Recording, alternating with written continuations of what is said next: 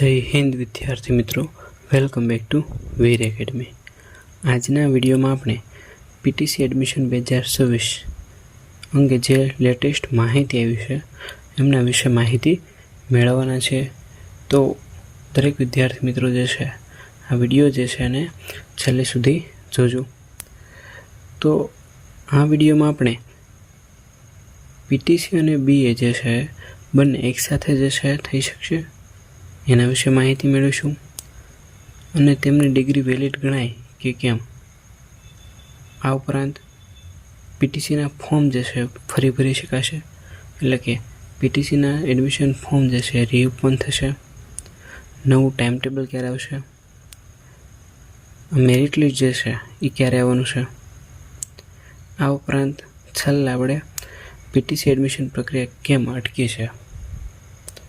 તો આટલી બાબતો જે છે એની આપણે ચર્ચા આ વિડીયોમાં કરવાના છીએ. તો દરેક વિદ્યાર્થી મિત્રો જે છે આ વિડીયો જે છે પૂરો જોજો.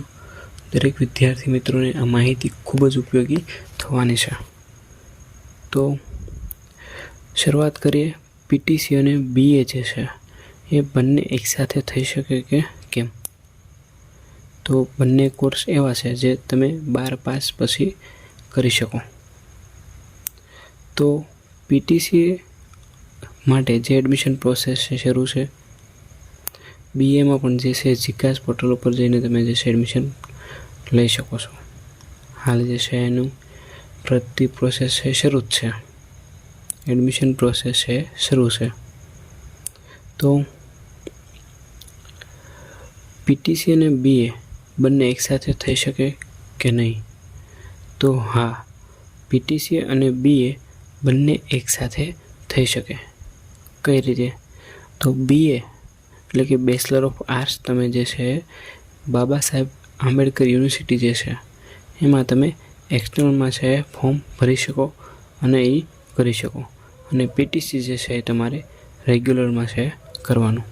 તો આ સાથે તમે જે છે પીટીસી અને બીએ બંનેની ડિગ્રી એકસાથે મેળવી શકો. બંનેની ડિગ્રી જે છે વેલિડ ગણાશે. તો જેમને પણ ઈચ્છા હોય તો એ પીટીસી અને બીએ બંને એકસાથે છે કરી શકે. હાલ જે છે બીએ જે છે એડમિશન પ્રોસેસ છે શરૂ છે. તો એમને પણ જે છે બીએમાં છે ફોર્મ ભરી દેવા.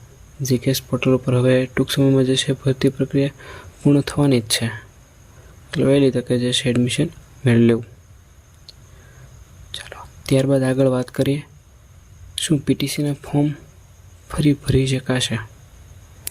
તો હા, પીટીસીના ફોર્મ જે છે રીઓપન થશે. ચાલો કોના માટે થશે એ આપણે વિડીયોના લાસ્ટમાં કહીશું.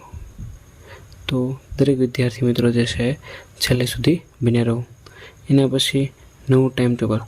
તો નવું ટાઈમ ટેબલ જે છે હવે ટૂંક જ સમયમાં આ વીકમાં જે છે આવી જવાનું છે. મેરિટ લિસ્ટ જે છે એ પણ આવી જવાનું છે. ચાલો એના પછી આગળ માહિતી મેળવીએ કે પીટીસી એડમિશન પ્રક્રિયા કેમ અટકી છે. હાલ જે છે આપણને ખ્યાલ છે કે 1 મહિના જેટલો સમય થવા આવ્યો છે જ્યારે આપણે ફોર્મ ભર્યા હતા. એના પછી જે છે આપણે ફોર્મ જે છે સબમિટ કર્યા છે.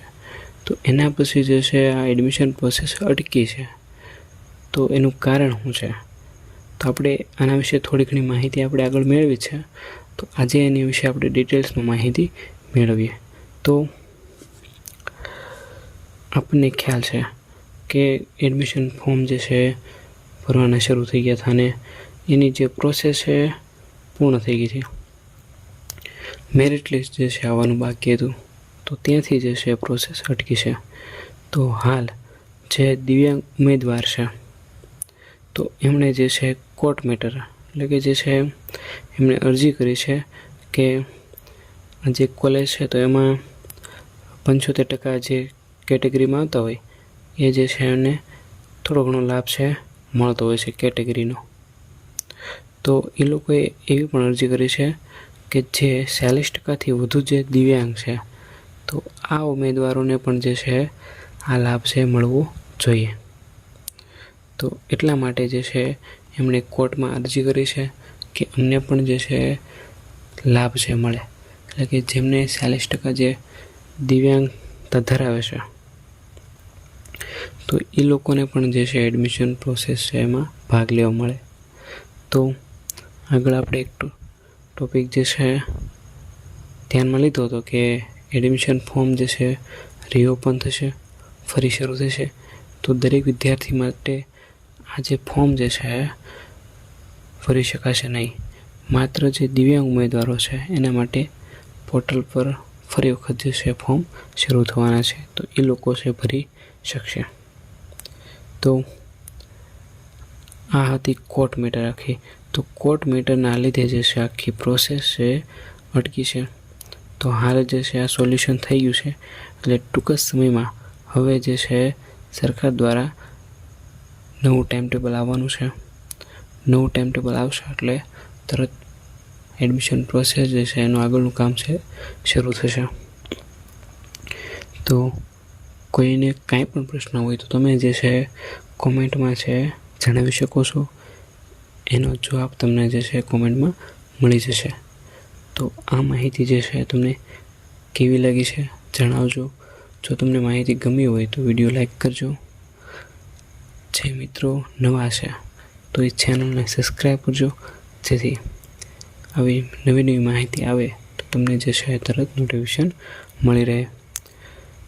તો મળીએ નવા વિડીયોમાં. અસ્તુ. જય હિન્દ, જય ભારત.